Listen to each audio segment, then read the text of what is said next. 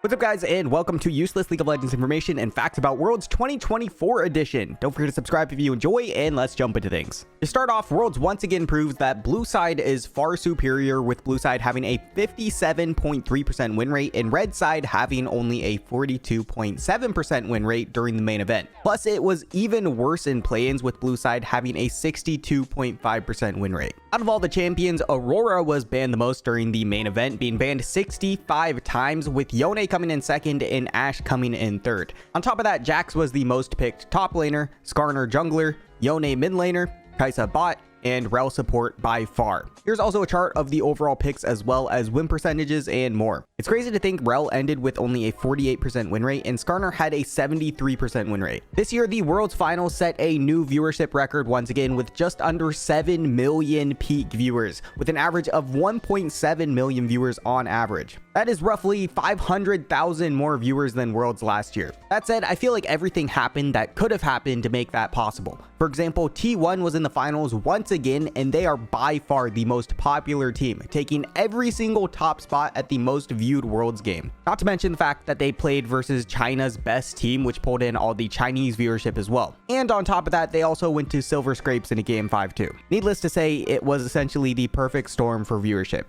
After the Worlds Finals, the Faker effect once again took hold, causing the Galio pick rate to skyrocket, hitting the highest it's ever been since 2019 at almost 10%. It's always baffling to see how one person can have that much of an impact on a single champion. Just like last year, this World's Finals wasn't just a battle of the defending world champions versus the LPL powerhouse, but it was also another battle of Flash on F versus Flash on D. Last year was the same with Weibo all having their Flash on D, and this year was the same with BLG all having their Flash on D, but once again, Flash on F has prevailed with T1. So did you know there was actually a Chinese newspaper that posted BLG's victory over T1 halfway through Game 4? The article mentioned how BLG just wrapped up Season 14 finals and ended up winning 3-1 in the series. They even mentioned how it was the first time that an all-Chinese team composed of 5 Chinese players won Worlds. Needless to say, they got just a bit of backlash for it and ended up deleting the whole article for some odd reason. I mean, I guess I gotta give them credit for the confidence, I guess. Speaking of news, BBC actually ended up doing a segment on this year's Worlds, most likely because it was in London, but nevertheless, it was pretty cool to see League getting the extra attention. That said, they kind of made it seem like T1 was some no-name Cinderella 4th seed team, which I mean is kind of right, I guess, in the sense that they just started popping off at Worlds, but still, it was kind of funny.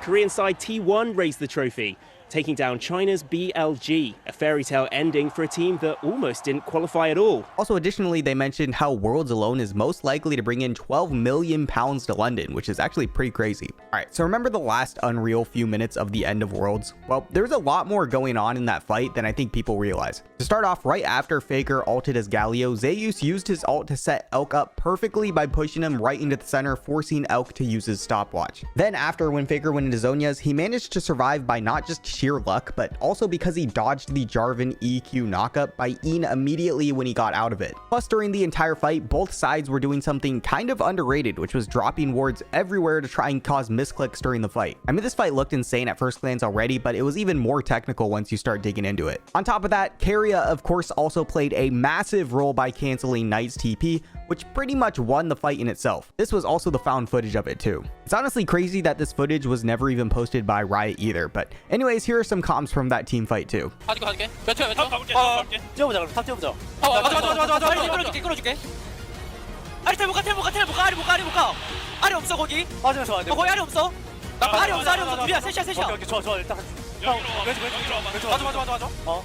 팔아볼래? 좋은데. 알이 없어. 됐어. 잠깐만 끝나냐 이거? 나이스. 끝나면 탑. 내가 막을게. 탑. 몇인데?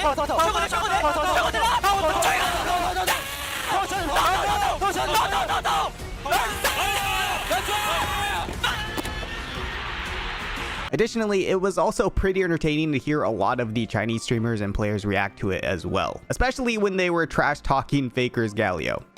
你以为对面是 RNG 吗？你要干嘛？什么意思？加料加酒桶吗？这个有点没道理。两个英雄在一起就赢不了了。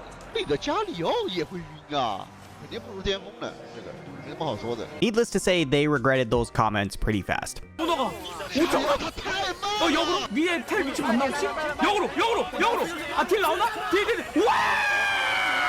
너네 아이 몇 개야! 그리고 역으로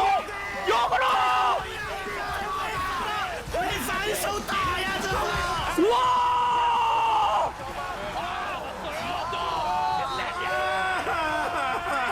我操 faker！ 啊，这干嘛不是人？打到了，死了！哎，来送我了！哇塞！ 좋냐? 에이크 죽었어! 저격했고?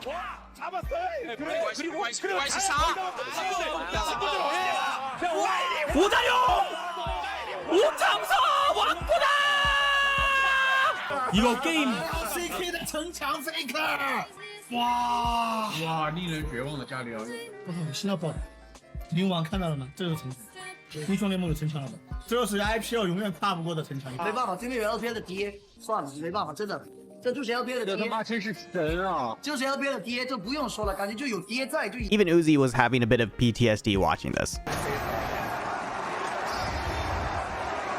有的时候命就是这样子，他这一滴血不死。 Anyways, if you want to watch the full reaction vid, I'll leave a link to it below. Alright, I'm not going to talk about this too long, but after the World's Finals, Hoopu posted their ratings for each of the players as well as some comments, and a Redditor translated some of those top comments, and some of them are actually pretty entertaining. Like the comment on Gumayushi from the first game being, Uzi said he could even flash that. Anyways, feel free to pause if you want to read them, and I'll leave a link to the post too if you want. With T1's victory over BLG this year, T1 also holds the title now of never losing to an LPL team at Worlds in a best-of-5 series. They have an 100% win rate against them, which is just pretty insane in itself. On the flip side though, they have also never beaten an LPL team in a best-of-5 at MSI, so more and more each year it's sounding like if you win at MSI, you're probably losing at Worlds. Baby Seal, subscribe, thank you. Alright, as most people know, every year the winners get to choose a champion that they played in Worlds to receive a World skin, and so far these are the champions each player is considering. Zeus is picking between Gragas, Camille, or Ornn. Owner is deciding between Vi and Xin Zhao. Faker said that he would pick whatever his fans might like, but there's a good chance it's either Galio or Silas. Gumayushi has been talking about Jin or Varus, but out of the two, Jin seems more favored at the moment. And finally, Keria is deciding between Renata and Pyke. Unfortunately, he once again didn't get his Lux game in this year, so there won't be any Lux World skin. Now, as far as the skins go, all we really know for sure is that there's a good chance that Zeus has his bonking his head on the trophy in his recall animation, and Guma will probably have him eating a massive croissant in his. Because, well, you know. It's good. This year, there was once again no perfect brackets for the pick'ems, but there were 6 perfectly imperfect brackets, which is still pretty impressive. Still, I feel like there needs to be a bigger prize for a perfect bracket than some extra skins because it's honestly so freaking hard. In case you didn't know, T1 was the first team ever to stick together another year and still win a back-to-back Worlds. This honestly pretty much seemed impossible up until this point. In fact, there was even a time where teams who won Worlds were deemed as cursed and wouldn't even qualify for Worlds the next year, mostly up until 2016. Alright, this is kind of unrelated to Worlds, but did you know you can actually get a free Jinx emote if you play a Red Bull sponsored arcane game quiz? I'll leave a link in the description if you're interested. This person made a time-lapse showcasing pro players with the most World games played from Season 1 all the way to Season 14 today. He also mentioned how the colors were relevant to the player's first team they participated in Worlds with. Either way, it's pretty cool, so here it is. In the end, Faker, of course, was on top with 147 games played, and side note, out of those games played, he has a 59.4% win rate, which is crazy in itself. Also, another random fact is he has an 100% win rate with Ari with 7 games played. Also, if you want to see the unsped up version, make sure to go check out the original video. I have left a link in the description. This is pretty niche, but a crazy stat nonetheless, and that's Gumayushi hasn't died at all in the last 8 knockout stage games in a row. That is until game 2 versus Genji when he was handed his first death in the knockout stage. Still, that is kind of nutty. Here's an interesting chart that shows the nationality of every player who participated in Worlds for each of the different stages. With this, it's also pretty easy to see how dominant Korea and China really are. Also, here's another random chart that shows the win rates for each of the regions at Worlds. It's honestly kind of random, but it's still pretty interesting. Did you know that of all people, Roger Federer, the goated tennis player, was the one to deliver the Worlds trophy to the arena in London? Honestly, of all the possible collabs, I definitely didn't see this coming. That said, I'm honestly not sure if he plays League at all, still, it's more likely he got drug into this because he's a brand ambassador for Mercedes, but it's still pretty cool. As it's been in the last few years, this year's world prize is $2.25 million again, and this is the split between the teams. It's honestly kind of nice to see that every team still makes a little bit just for making it to Worlds, even though in retrospect, it really probably isn't a lot to most of these teams. Okay, so this is pretty funny. So the comms for the final game of T1 versus Genji were released, and it's pretty entertaining to see the things T1 was saying at the end, specifically with Keria and Faker. After they killed Nidalee and basically knew that they won, Keria started to let out emotions by saying things like shit the fuck, which is basically Konglish for holy shit / what the fuck. I mean, he even got a laugh out of Faker after saying that. Also, the best part is definitely Faker at the end, because the only thing that guy was thinking of was diving the Ashe and trying to get an extra kill on her because he died in the team fight earlier and felt left out that he didn't get to do anything. It is honestly insane that for him, this basically feels like a solo queue game. Meanwhile, Keria is just stressing out on the side. I mean, you can even see the disappointment on Faker's face at the end that he didn't get to dive Ashe. It's like almost no exaggeration to say this is literally just your average game for Faker, which is absolutely insane. 전략에서 바로 태어날게. 쳐봐. 기다려 잡아야 돼. 야 담라인 있어. 얘도 불러 잡아. 담라인 있어. 끝났어. 야 씨. 천천히. 괜찮아. 천천히 해. 잡아. 죽여. 잡아야 되거든. 10초긴 한데. 잡아 끝나. 우와. 나이스. 야, 나 아무것도 안 하고 죽었대? 잠깐만, 나 애쉬 한 번만 볼래. 싫어. 근데 좀 제발. 나이스. Okay, so do you remember this insane Fog of War escape that Zeus had on Camille in their game versus Top Esports? Well, it turns out that this was only possible because Zeus was in the bot lane. If this exact scenario was flipped in the top lane, they would have spotted him moving from the Fog of War to the bush because it doesn't completely cut off vision up there. Apparently, Riot only cares about covering the bot lane, but it's still an insane escape, and it's even crazier that they even know this. Did you know now that Faker has gotten his 5th win, he'll officially have more skins in the game than 62 of the champions? With his 5th victory at Worlds, he'll get an 8th Faker skin for winning Worlds, and he'll also gain a 9th for being the MVP. Because there are 62 champions in the game with 8 skins or less, he'll have more skins than all of them. That's actually ridiculous. They may as well just make him a champion at this point. Also, did you know that Faker is actually the 2nd greatest mid laner of all time? And by that, I mean if you split up his stats from SKT Faker and T1 Faker, he'll still be the 2nd most accomplished mid laner in the game. Another crazy stat with Faker is that now that he has 5 titles to his name, he now has more titles than any region combined.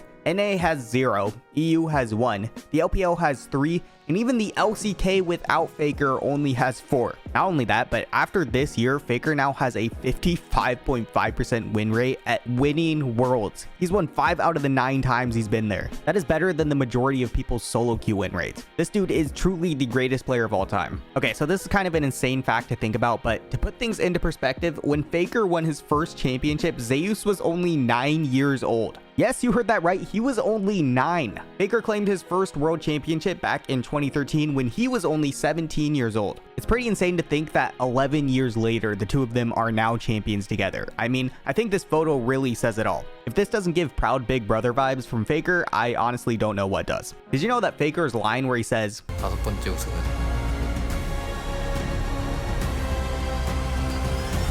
여러분을 위한 것입니다. was actually inspired by a Twitch donor from one of his streams. 4번째 우승은 T1을 위한 거, 5번째 우승은 우리를 위해서 해줄 거지. 감사합니다. 오, 아이디어 좋은데? I will say though, I think he's running out of people to dedicate winning Worlds for. Next year is going to be his cat or something. And lastly, I'll leave you all with some inspiration. A lot of people don't know that the night before Faker went on to win Worlds, he got absolutely cooked on Yone in solo queue. In other words, it turns out that you're actually not the problem after all. Instead, it's actually been your teammates holding you back on winning Worlds this entire time. So yeah. Hey, quick side note, if you can help me vote for the next Chosen by You episode where I'm trying to find the best solo carry champions, that would be huge. I will leave a link to the description and below. Anyways, thank you so much for watching. Don't forget to subscribe, and I will see you next time. Bye. Hey, as always, a massive shout out to my incredible patrons and supporters for making all of this possible, and a big shout out to Gooseman for being a tier 2 patron, as well as a huge shout out to Wolf for being a freaking tier 3 patron still. Like, seriously, thank you so much, guys. I seriously can't thank you enough. All right,